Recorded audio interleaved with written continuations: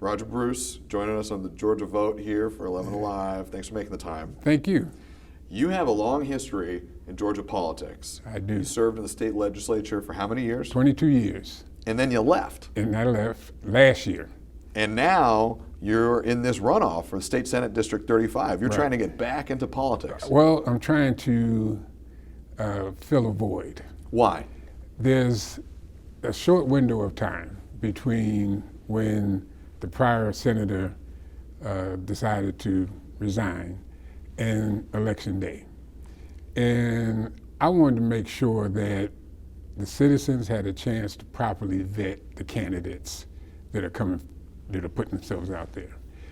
With all of the things that are coming out of Washington, all of the different budget cuts and all of the things that are happening, I was concerned that somebody could squeeze in here when you have these elections where just everybody can just pile in. These special elections. Special elections, which have no rules, seems like, that someone could slide in here that's not the right person. And citizens deserve to have ample time to be able to decide who the right person is. You've been to these programs where they say you have 2 minutes to answer the question, but you have years and years of problems. You can't answer the question in 2 minutes.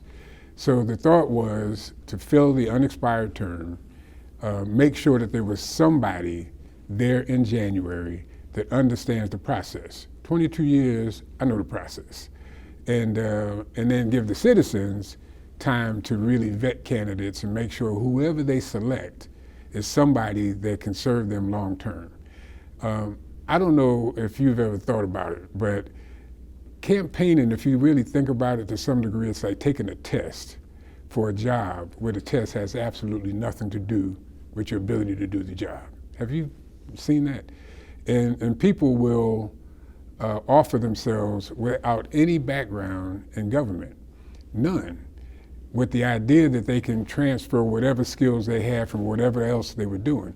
But it's just like anything else. If you are a doctor, if you're a patient and you have a heart problem, are you going to say, go find me the newest doctor, the youngest doctor, the doctor with the least experience so that I could give them an opportunity to learn?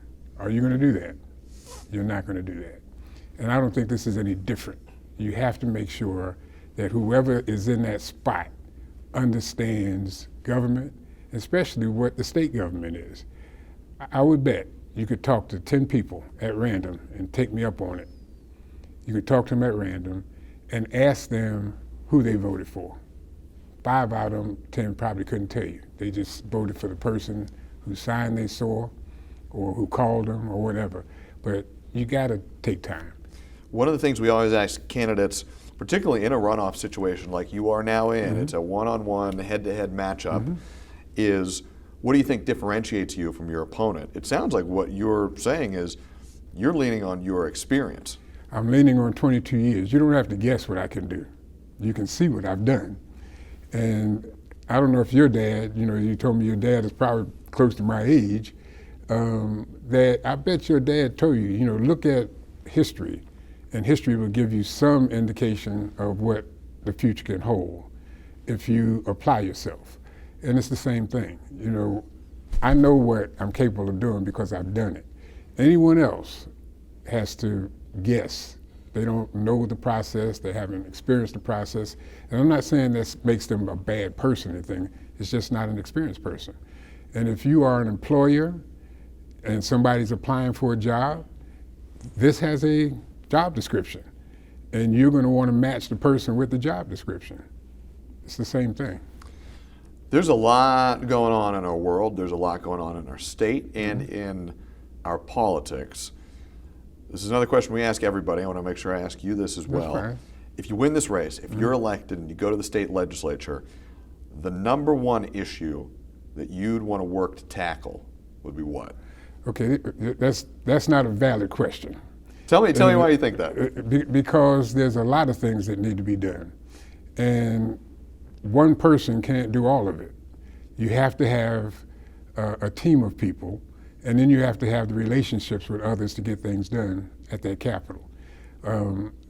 the way you ask that question, it implies that I have the authority as a senator to say, do this, and it gets done. Well, you can advocate for things. You You can be a advocate champion for That's things. the difference. You can be an advocate for it, but that wasn't the question you asked. I was saying, what's the number one issue you would tackle? So which one would you advocate for? I would advocate for a couple of them, but one of them would be voting. None of this works without a proper voting system. And we had a president of the United States in Pennsylvania, and you probably saw this, say, I could not have won this election had it not been for Musk's knowledge of voting machines and computers. What that told me was that they fixed the election. The same president called our Secretary of State and asked him to find votes that would give him the dominance in Georgia. I'm concerned that if we don't have more people monitoring our voting systems and making sure that they're working properly and that there's adequate money in our budget, our state budget, and I spent 12 years on appropriations, so I know how that works as well. We need to make sure that we have money in that budget to oversee our election process and make sure that it works properly. I want to make sure I'm hearing you correctly. Something you just said there, I want to make sure I'm hearing you properly. We don't misquote you. Is it your belief that the 2024 election was fixed? What I'm saying is that the president said it was fixed. You think I the didn't say- president rigged the 2024 election? I'm saying he said he did. I'm just quoting him. Now, when we use the word quote, I mean, he has not said that. Yes, he has. It's there. It's on film. He did say it. He didn't say I rigged it. He said I could not have won it if not for the knowledge of Musk, not for his knowledge of voting machines, and he said his term was for the voting machines and computers. That's what he said.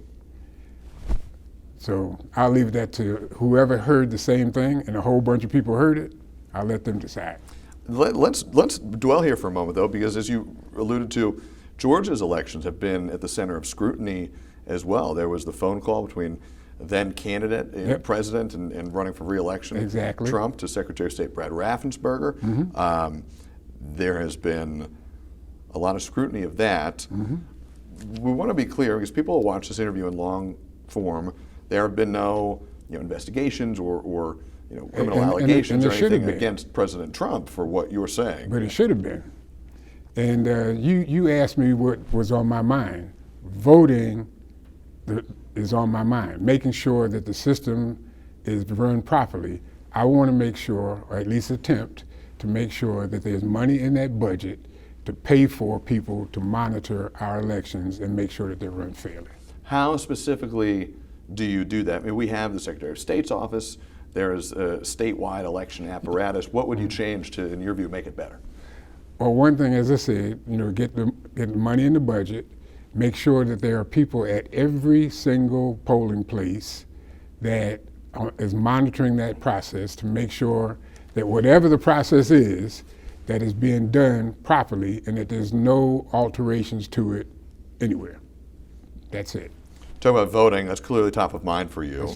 It's very top of mind. Are there other issues that are top of mind for you? Yeah, obviously the issues around healthcare, making sure, I personally think that everybody should have a right to be able to get access to healthcare. Medicare, Medicaid, making sure that the money is there, that people get it. And I really don't understand why that's a big challenge, because I worked my whole life and every paycheck I got, they took money out for that purpose. So I want to make sure that people get that. Also, the ability to earn a living and at a decent level so that you can pay for the things that you need. Food, clothing, shelter. If you go out right now, I would bet if we just rode around Atlanta, we'd probably find 10, 15, 20 places giving away food, clothing, and helping people with shelter. And and that should not be something that you have to beg for. That should be something that you're given as a right of birth. And I got issues with it. I got issues with us spending as much money as we do on prisons and not enough on schools and education. And I firmly believe that if we had, if we are properly funding our schools, properly funding the education system, not giving money to private schools that should be going to public schools. And I don't have a problem with private schools. I went to one, but I paid my own way through it. And so I think that we have to make sure that our public school systems are run properly and that there's adequate funding for it. And I really believe if we paid our teachers well, we probably wouldn't need as many judges. And we spend money on prisons, we spend money on making sure that, and now with all this craziness going on in Washington, we got people being arrested because of how they look. We got people. You're talking about ICE raids, and I mean the federal government would push back on that. They'd say I don't care. Arresting folks for their immigration status. Yeah, but how many folks are they going up to and asking what their immigration status is? They're arresting them first and then checking, and it's just wrong. And I'd like to make sure that we stand up to them from Georgia.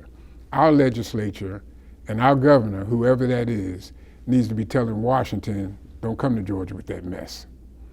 And I would be right out in front saying it. We don't need to be having our government arresting our citizens because of the way they look. At the beginning of our conversation, when I asked you why you're running, you said you wanted to, I'm paraphrasing, correct me if you think this is an accurate paraphrase, but get in the race, give voters a choice, make sure that, I think you used the phrase, somebody doesn't slip through unvetted. Yeah. And then you said you want to be somebody who gets to work in January, knows how the system works, hit the ground running. Hit the ground running, and give people a chance to vet those that want to do it long term. Long term. And that's what I want to, I actually wrote it down in my notebook and underlined it here because I want to ask you about that. Mm-hmm. Do you see yourself as somebody who wants to hold this office long term, or do you see yourself as somebody who will serve out the remainder of the term if you win, and then step back for somebody else to run to fill it more long term? To put it real plain, my intent is to fulfill the unexpired term and then help citizens vet candidates long term. Does that mean you will be running? No, I will not. And I probably won't, because people got this, I don't know where this came about, but there's a rumor out that I am holding the position for somebody else. And I keep telling people, that tells me right there that you don't understand the process. I can't hold it for anybody. It's not an appointed position. This is an elected position. Anybody that wants it, gonna have to run for it. And so then I was asked, well, are you gonna endorse somebody? And my answer to that is that I'm gonna endorse whoever the Democratic nominee is, and I'm gonna work to make sure that that person succeeds. I will not likely endorse anybody in the primary. That's for the citizens. But what I will do, and I did this, I don't know if you're aware, but I'm the one that put in the legislation to create the city of South Fulton. And I got that bill through, and I was able to get it through a Republican-led chamber. But my intention is, when we decided to do that and we got the bill passed, I interviewed every single candidate for mayor, personally, one at a time. And it was about 9 of them. And I interviewed every single one of them, and we recorded the interview, just like you and I are doing it right now. And I had a group of people with me, and that's what I intend to do going with this. I'm going to make sure that the citizens know people. I'm not going to ask them to give me a 1-minute answer to a question that you can't answer in 1 minute. I don't want a soundbite. I'm going to do what you did. You ask me, how am I going to do it? I'm going to ask them how they're going to do it. I hear people all the time say, well, we need a hospital. And then I hear candidates say, well, I'm going to get you a hospital. And they say that in the 2 minutes, but nobody's asking how they're going to do it. I'm going to ask them, how are you going to do it? And then that's my intent. I wanted the time to be able to vet the candidates because they're going to represent me too. And I want the citizens to have time to vet the candidates. But at the same time, I wanted them to have somebody at the Capitol that knows the system. So that's what I'm doing. I could sit back and try to let somebody else do it, or I could step up and do it. And I've chosen to step up and do it. You're going to run. If you win, you say you're going to be there only until the unexpired term is filled. That's the intent. And then cede the ground to somebody else. But in the meantime, I'm going to be helping to identify who that is. And when I say identify, I'm going to interview them just like you're interviewing me. And we're going to make sure that they know what they're doing. And if they say they're going to do something, I'm going to ask them how the heck they're going to do it. Let's end here. We've covered a lot of ground. Maybe not 22 full years worth, but we've covered a lot here. This is a question we always ask folks.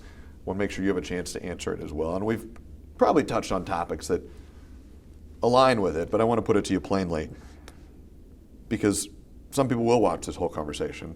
Other people, as you know, maybe for better or for worse, they're only going to pick up parts of it. Right. So I want to ask you this. To a voter who's going to cast a ballot in this runoff election, still undecided, they don't know who they're going to pick, your elevator pitch to them would be what? That you have somebody with 22 years of service that has a record of getting bills passed through a legislature that is not dominated by their party, that they're progressive legislation, and that I listen to people. And if I could, I'd like to give you two times of samples of listening to people. This is your elevator pitch, so please. Okay. One, I was speaking to a group of students, 10-year-olds, and when I finished, I was telling them how bills got passed and all the other stuff you do. And when it was through, I got a phone call from one of the 10-year-olds. And he said, I got a bill I want you to get passed. And most people would not pay attention to a 10-year-old, but I said, tell me about it. He said, no, you come back to the school. And when you get here, I'll tell you what it is. So I get back to school, he has the principal, he has other students. The place was packed. And he had a bill that he wanted to get passed that would allow his parents to be able to come to school without their jobs being put at risk. His parents worked for companies that didn't give them time off. And if they took the time off, they got fired. So we took that and we made it a program for the entire school. And those kids, some of them became lobbyists. They came to the Capitol. They were talking to other legislators. They had a closed circuit TV system at the school. Every morning they gave a report on the status of their bill. And when that bill passed that house, those kids were excited. And now you have children who have been inspired through this process that are running for office. And so I'm proud of that. I'm very proud of that because you listen. One other instance, there was a lady that she came to see me. Turns out that her husband was beaten up pretty bad. And one day she just had enough and she beat him up. And when the police got there, they didn't know who was at fault. So they arrested her. And when she got arrested, they took her mugshot, put it out on the internet, and then she went to court and she was exonerated. The judge said you should have beat him up a long time ago, basically. And but she was exonerated. She asked for her mugshot to be removed, and they said the sheriff removed it, but somebody had set up a website and put her mugshot out on the website and told her, give me $500 and I'll take it down. She gave them the $500, they took it down and put it up on another site. And so that's when she came to see me. And I got a bill passed that makes it illegal to charge to take mugshots down off the internet, thinking that if you can't charge to take it down, why bother put it out there? So the point that I'm trying to make with both of those is you have to listen to people. And I'm not an expert on everything. There are rights out here, women's rights, that are being violated, in my opinion, big time. There are people who think that women, have a place, and I think that women have whatever place they choose to have. I have, had 2 daughters. I told you one of them passed away, and but you have to listen to people, and I'm not going to pretend that I know more about what women want for themselves than they do.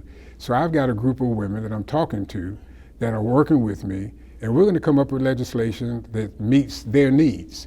And again, that's a legislator, you're supposed to listen to people. You're not supposed to know all the answers. And if you think you know all the answers, then we don't need you there. We need people that will listen to those that have true answers. And so that's what I'm doing. I think that's a good place to end it. Former state representative, now candidate for the state Senate, Roger Bruce. Yep. Appreciate it. Thank you. Thank you very much.